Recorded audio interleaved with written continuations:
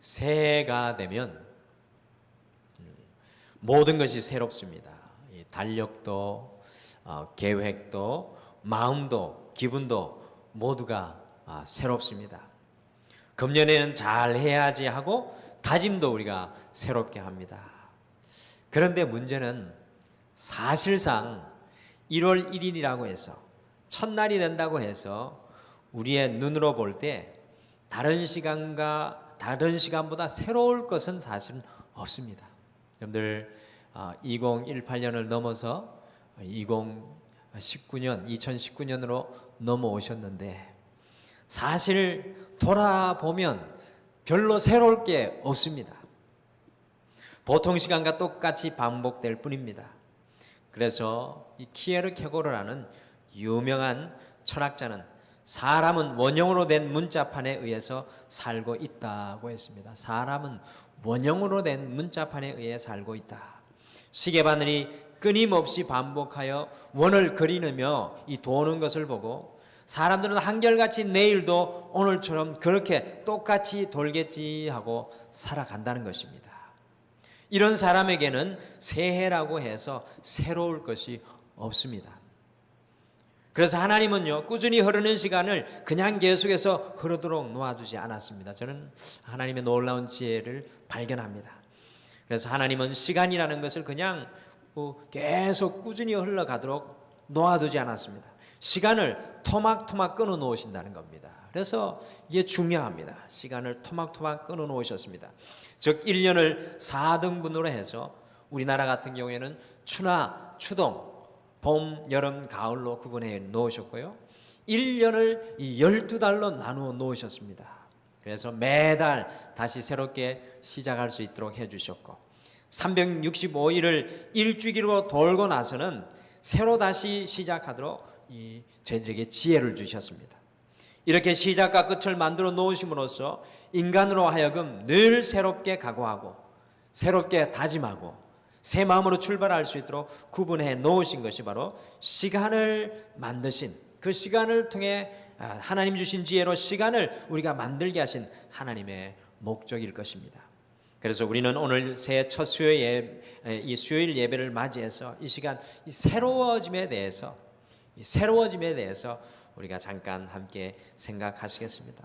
오늘 본문 고린도후서 5장 17절 말씀 많은 분들이 외우는 말씀 아닙니까? 이전 것은 지나갔으니 보라 새 것이 되었도다 라고 새로움에 대해서 말씀하였습니다. 누구든지 그리스도 안으로 들어오면 새로워집니다. 여러분들 믿으십니까? 누구든지 그리스도 안으로 들어오면 새로워질 줄 믿습니다. 새로워진 줄 믿습니다.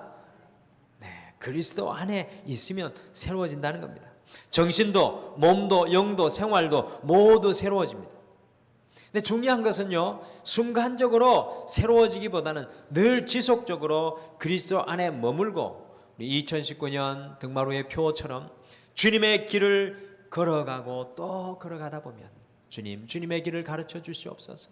그 주님의 길을 묻고 그 길을 걸어가고 또 걸어가다 보면 어느 순간에 새로워진 우리의 모습을 발견하게 될 것입니다. 저는 이 2019년 우리 등마루에 또 이 예배에 함께 하시는 모든 분들이 새로워지시기를 간절히 축복합니다. 새로워지는 나를 발견하는 한 해. 그래서 오늘은 주님 안에 새로워질 것들이라는 제목으로 주님 안에 새로워져야 하는 것이 무엇인가? 2019년을 시작하면서 우리가 주님 안에 새로움을 받아야 되는, 주님 안에 새로운 피조물이 돼야 되는 것, 주님께서 우리에게 새롭게 창조해 주셔야 되는 것이 무엇인가? 오늘 좀 우리가 말씀을 통해 묵상을 하고 이번 한 주는 한 해를 시작하는 첫 주 정말 주님 앞에 아버지 저를 새롭게 빚어주시옵소서, 저를 새롭게 만져주시옵소서, 저를 새롭게 하여 주시옵소서, 주님이 원하시는 새로움을 보여주시옵소서. 우리 소원하는 남아있는 한 주가 되었으면 좋겠습니다. 첫째, 2019년에는 우리의 생각이 새로워져야 합니다. 2019년에는 우리의 생각이 반드시 새로워져야 합니다.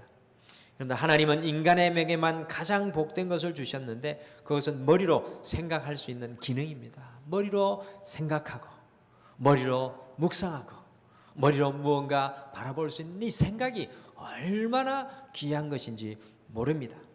세상의 모든 물건들은 모두 사람들이 만들어낸 것입니다. 좋은 생각을 가진 사람들은 좋은 물건을 만들어내고 나쁜 생각을 가진 사람들은 나쁜 물건을 만들어냅니다.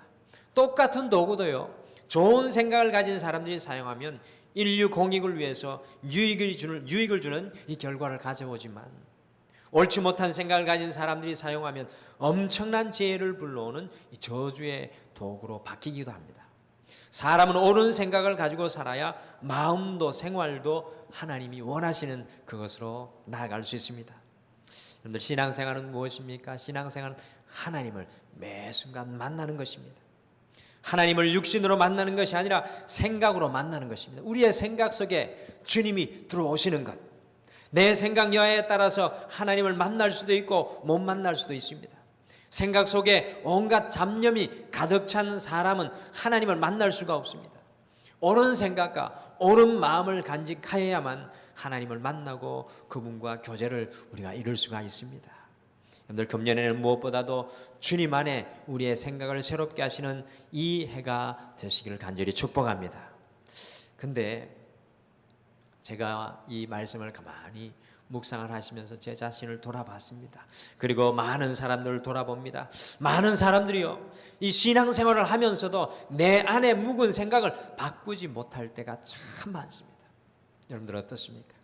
우리가 주님과 함께 동행한다고 하면서도 내 안에 묵은 때 그대로 쌓여 있는 것을 보게 됩니다. 우리 오늘 전도사님들과 함께 우리 교육관 화장실을 이 수세미로 팍팍 문지르면서 야, 이거 묵은 때, 이 묵은 때가 없어져야 되는구나. 그러니까 화장실 바닥이 뽀얗게 거기 이불 깔고 자도 될 정도로 깨끗해지는 것을 봤는데, 여러분들이 내 안에 묵은 생각, 이게 참 힘듭니다. 내 안에 묵은 생각 바꾸는 것이 참 힘듭니다.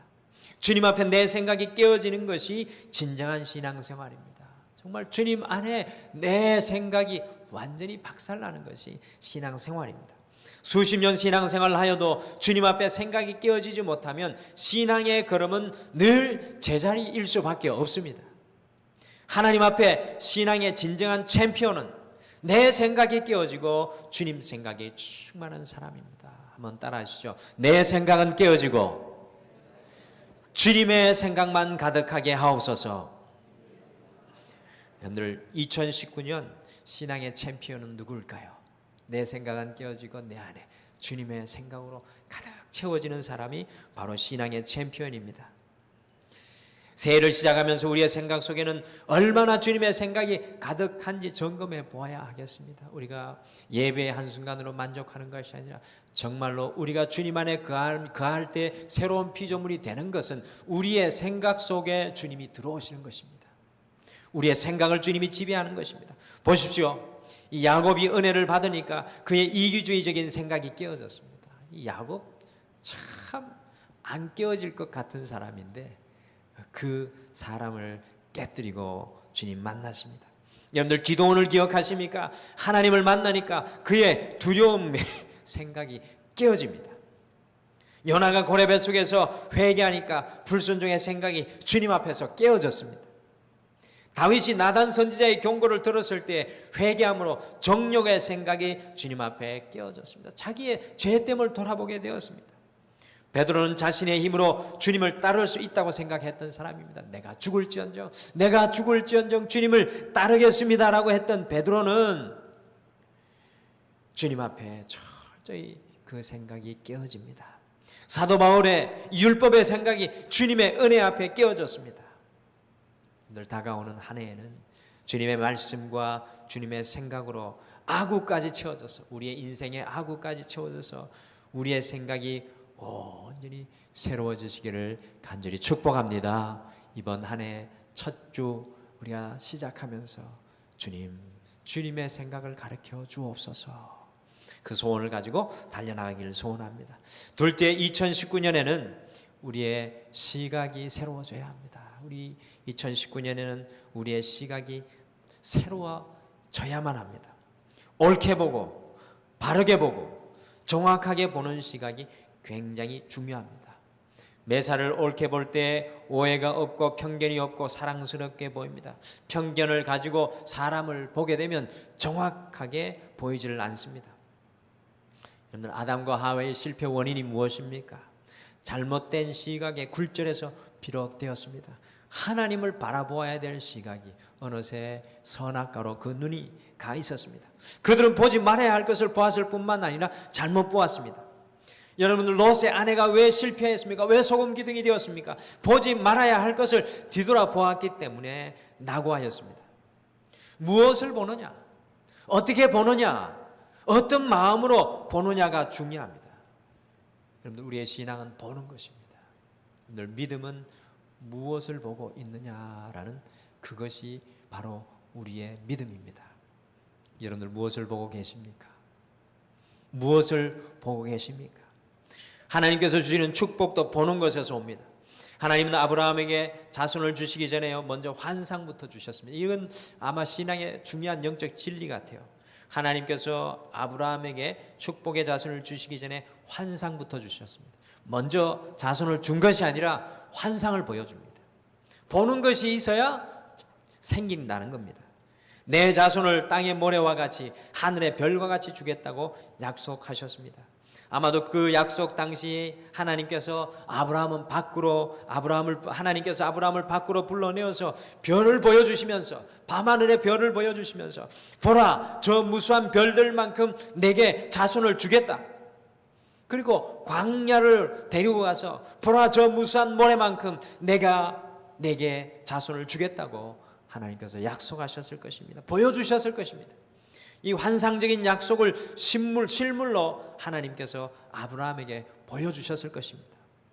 그의 눈에 새로운 것이 보여질 때부터 아브라함의 마음속에 풍부한 환상을 가지고 살아가게 됩니다. 자신의 물질의 부요함이 아니었습니다. 메소포타미아, 그 잘 사는 동네의 그 부요함이 아니라 하나님이 주시는 풍부한 환상을 가지고 아브라함이 살아가는데요, 밤만 되면 밤하늘을 우러러보면서 내 자손이 저렇게 많아질 거야 하며 장래에 이루어질 환상을 아브라함이 그려보았을 것입니다. 여러분들, 팔레스타인의 밤하늘의 별 보신 적이 있습니까? 여러분들, 성지순례 가셔서 보셨습니까? 성지순례 가셔서 그걸 보셔야 되는데, 저는 아직 못 봤는데, 성지순례에 가서 그 팔레스타인의 밤하늘에 쏟아질 것 같은 별이 보일 것 같습니다.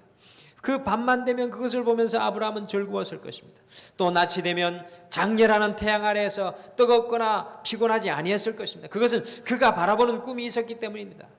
그 꿈을 꾸며 강한 대지 위를 아브라함이 걸어갑니다. 먼 지평 위에 널려있는 모래와 돌멩이들이 모두 장차 태어날 자손들의 모습으로 보였을 것이기에 뜨거운 태양도 그에게 문제가 되지 아니했습니다.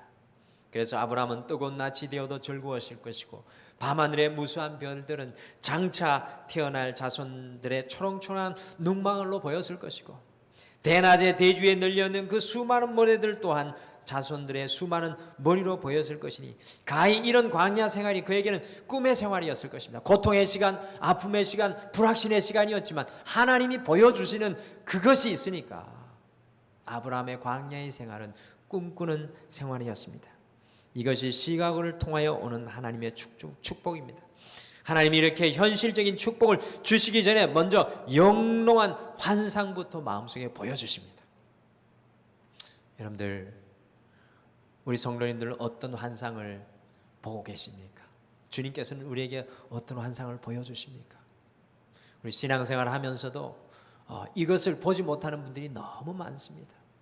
우리가 기도하며 눈을 감을 때 하나님이 보여주시는 이 환상, 이 비전이 보여질 수 있어야 합니다. 우리 가정을 바라볼 때도 하나님이 보여주시는 이 환상, 이 비전이 보여질 수 있어야 합니다.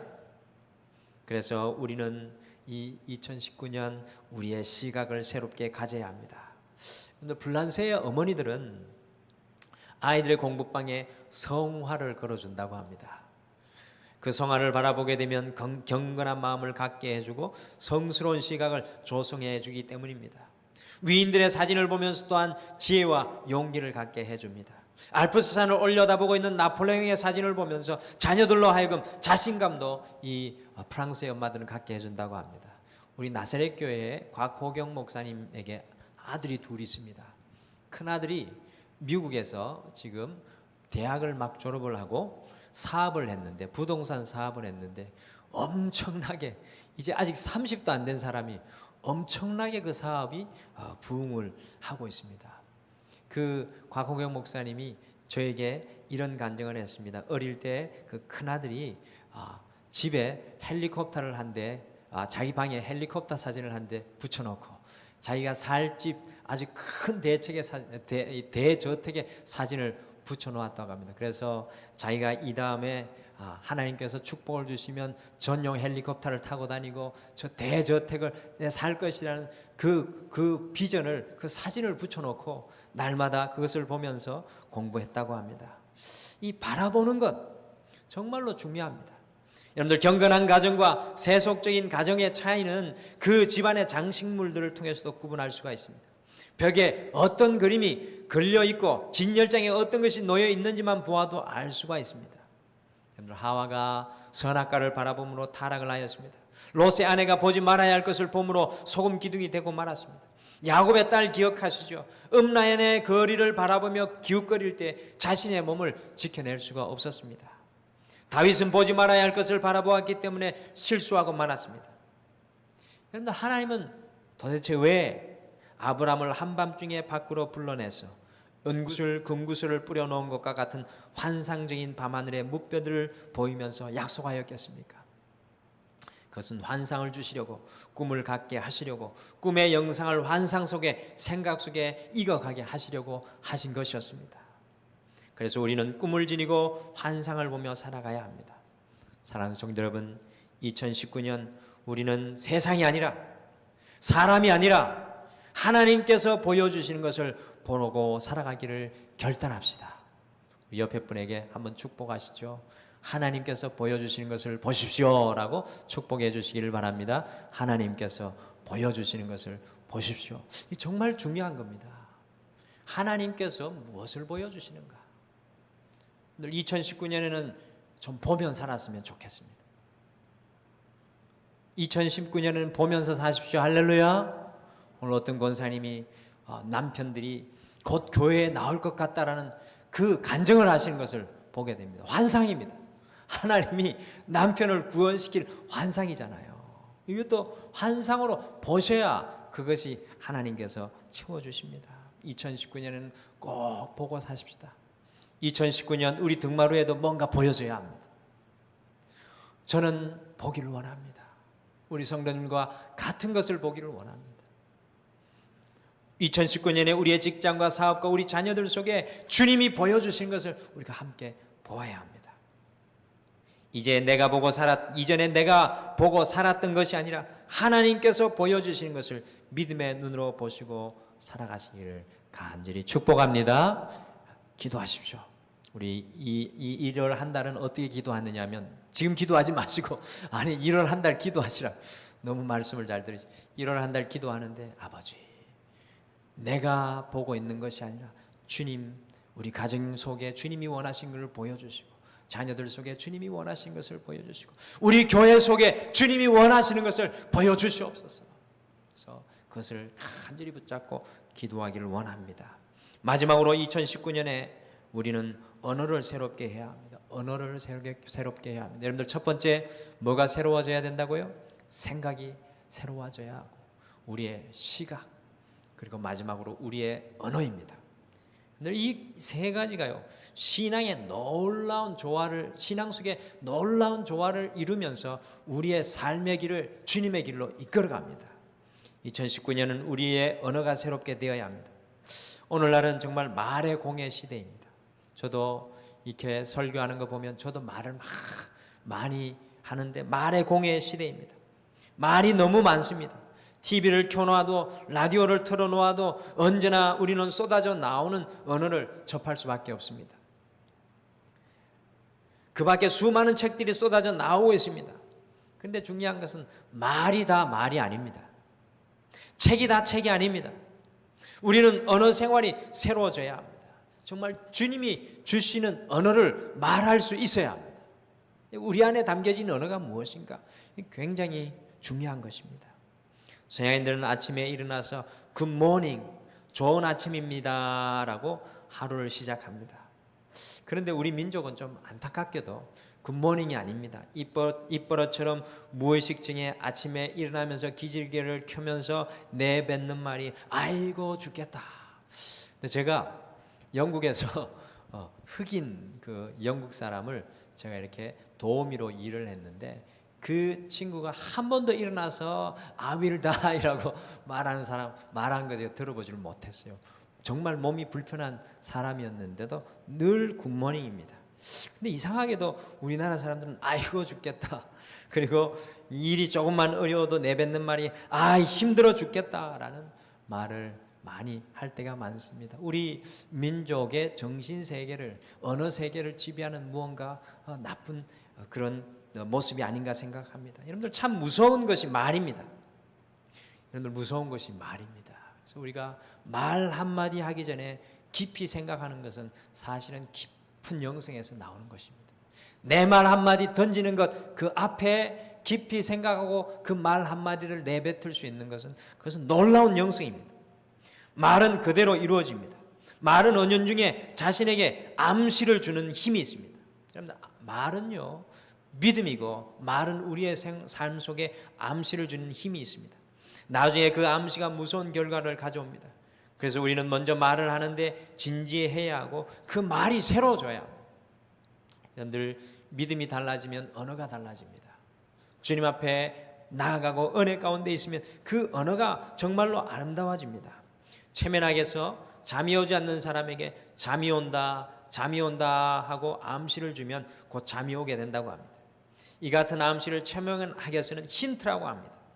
그래서 이 자장가가 나온 겁니다. 우리 자장가 부르지 않습니까? 사실은 이 그냥 하는 것이 아니라 굉장히 과학적인 그 배경이 숨어 있는 게 자장가입니다. 자라 하면 아이가 결국에는 잔다는 겁니다. 또 너는 바보다 하고 어린아이에게 자주 힌트를 주면 그 아이는 진짜 자신을 바보로 믿어버린다는 것입니다. 늘 설교자가 설교할 때도요 소망적인 설교를 하면 설교를 듣는 성도들은 이 긍정적인 신앙인들이 되어갑니다. 여러분들 어떤 유명한 목사님에게 어떤 기자가 물었습니다. 목사님은 은혜에 대한 설교와 그리고 책망하는 설교 중에 어느 퍼센트 정도로 설교를 하십니까? 물었더니만 그 목사님이 자기는 은혜에 대한 설교를 거의 90% 이상 설교하고 책망에 대한 설교는 10% 이내로 한다고 합니다.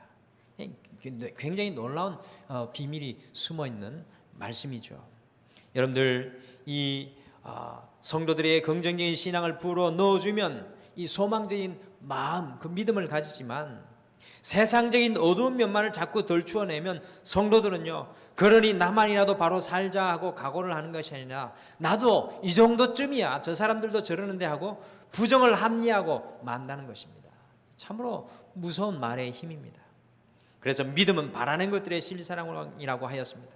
바라보는 꿈과 영롱한 환상이 없는 사람에게는 하나님의 약속의 땅인 가나안이 절대로 보일 리가 없습니다. 그 눈에 보이는 것은 모두 삭막한 땅과 삼킬 듯한 메마름 밖에 없어서 그의 입에서 나오는 말이 늘 안 된다, 불가능하다입니다. 여러분들 기억하시죠? 그 가나안 땅에 12명의 정탐꾼을 보내었는데 말이 변화되지 못했던 10명의 정탐꾼들은 이스라엘 백성들과 10명의 정탐꾼들은 실제로 가나안 땅에 들어가지 못합니다. 여러분들 여기에는 놀라운 영적인 힌트를 우리에게 줍니다. 이 말, 우리가 고백하는 말, 그 말이 우리의 삶을 이끌어 간다는 것입니다. 신앙의 마지막은 우리의 말인 것을 잊지 마십시오. 신앙의 마지막은 우리의 말입니다. 우리의 말을 어떻게 고백할 것인가. 그래서 우리는 올바른 언어를 사용해야 합니다. 신앙인들은 무엇보다도 언어에 새로워져야 합니다. 매사에 불평이나 하고 불만을 토로하고 핑계하고 탓을 하다 보면 그의 생활에서 밝음과 소망이 사라지게 되어 있습니다. 주님의 은혜의 증거는 말이 달라지는 것입니다. 주님의 은혜의 증거는 말이 달라지는 것입니다. 우리의 말 속에 그리스도가 나타나야 합니다. 내가 말하는 그 한마디에 그리스도가 나타나야 합니다. 여러분들 그렇게 하고 계십니까? 내가 한마디 말을 던지는 것에 그리스도가 나타나야 합니다. 우리의 말 속에 하나님의 능력이 고백되어야 합니다. 우리의 말 속에 하나님의 나라를 소망해야 될 줄 믿습니다. 우리 정순례 권사님이 몸이 막 이 돌이 생겨서 수술을 안 하고 싶으신데 벌써 2번이나 수술을 하셔서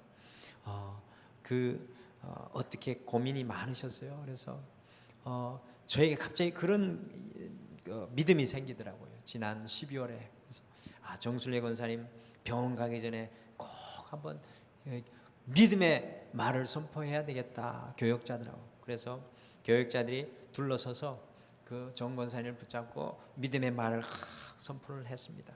근데 돌이 다 없어지지는 않았는데 의사가 절대로 수술을 해야 한다고 했는데 지켜보자고 해서 지금 지켜보고 있는 중에 있습니다. 우리는 계속해서 믿음의 말을 선포해야 되겠다, 선포해야 되겠다, 이런 마음을 새로 가지게 되었습니다. 사랑하는 성도 여러분, 우리의 말 속에 하나님의 나라, 우리의 말 속에 그리스도 예수, 우리의 말 속에 하나님의 능력, 정말로 이러한 역사들이 2019년에 나타났으면 좋겠습니다. 그래서 우리의 말이 한마디도 바깥으로 새지 않고, 우리의 말이 한마디도 칼이 되지 않고, 우리의 말이 한마디도 가시가 되지 아니하는 우리의 말이 예수 그리스도의 사랑의 이불이 되기를 간절히 축복합니다. 새 시대는 새 사람을 요구하고 새 정신과 새 마음을 필요로 합니다. 2019년이 새로워지기 위해서는 우리가 새로워져야 돼요. 주님 앞에 우리의 심령이 새로워져야 합니다. 이전 것은 지나갔으니 보라 새 것이로다. 사도 바울이 이야기합니다. 이전 것은 지나갔다는 겁니다. 이제 새 것이 왔다는 것입니다. 중요한 것은 누구든지 그리스도 안에 있으면 새로운 피조물이라. 우리가 새로운 피조물로 거듭나기를 소원해야 합니다. 2019년을 시작하는 이 첫 번째 수요일 저녁에 주님 안에 새로워져야 할 것을 다시 생각하고 묵상했습니다. 이 새해는 여러분의 생각이 주님 앞에 끼어지시기를 간절히 축복합니다. 주님의 생각이 나를 점령하고, 내가 보고 내가 판단했던 것이 아니라 주님이 보여주시는 그 환상, 주님이 보여주시는 그 비전이 우리를 이끌어가기를 소원합니다. 저도 참 믿음 없을 때가 많은 것 같아요. 주님이 보여주시는데 그것을 붙들고 달려가지 못하고 염려하고 걱정하는 것을 봅니다. 주님이 보여주시는 것들을 붙잡고 확신합시다. 마지막으로 우리의 언어 가운데 예수 그리스도만 나타나는 놀라운 새로움의 역사가 일어나기를 아버지 간절히 소원합니다. 2019년이 어느덧 우리를 앞서 나가고 있습니다. 시간은 변하고 달력은 변했을지라도 혹시 우리의 삶은 예전의 삶 그 모습 그대로 여전히 연약함에 있지는 않습니까?